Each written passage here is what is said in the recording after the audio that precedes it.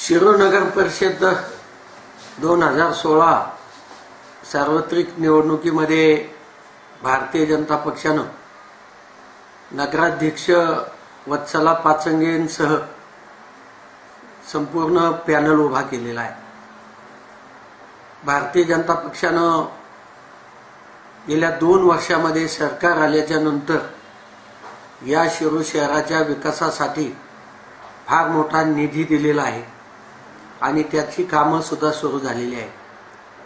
कामं सांगायची झाली तर नाविन्यपूर्ण योजनेमधून 2.5 कोटी रुपयांचा निधी अगदी मागच्या महिन्यामध्ये त्या ठिकाणी देण्यात आलेला आहे। शिरूर शहरामध्ये जुनी वसाहत आणि नंतर नव्यानं सुधारित इमारती झाल्या आणि जी वीज लाईन आहे, वीज वितरण लाईन जी आहे ती तशीच आहे।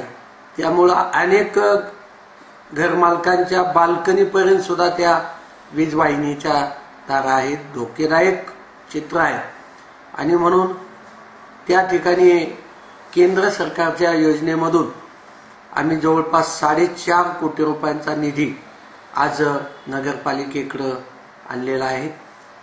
त्याशिवाय गावांतर्गत रस्ता पूर्वीच्या लोकांनी चालू केला, परंतु अनेक ठिकाणी तो अर्धवट होता। व्यापाऱ्यांना तर भर चौकामध्ये धूळ उडायची, दुकानामध्ये धूळ जायची, डोळ्यामध्ये धूळ जायची। 50 लाख रुपयाचा अतिरिक्त निधी त्या ठिकाणी आणला आणि ते पॅचअप करण्याचं काम झालं। आता राहिलेले जी कामं आहेत त्याच्यासाठी पुन्हा 50 लाख रुपयाचा निधी आपण आणलेला आहे, टेंडर झालेला आहे। त्याचे काम त्या ठिकाणी लवकर सुरू होणार आहे।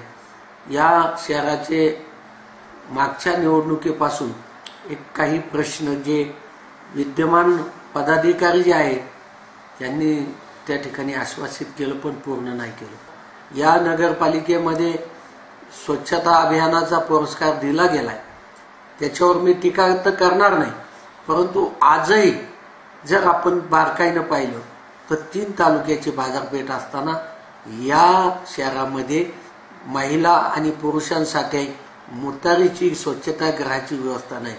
लोक व्यापार किंवा बाजारहाटासाठी आल्याच्या नंतर फार मोठी शारीरिक कुचंबना होते। मला पण अपेक्षा आहे की शिरूरची जनता सुद्धा सुजाण आहे। या सुजाण नागरिकांकडून मला अपेक्षा आहे की भारतीय जनता पक्षाचे सगळे उमेदवार ते निवडून देतील आणि द्यावेत अशी त्यांना मी विनंती करून या ठिकाणी थांबतो।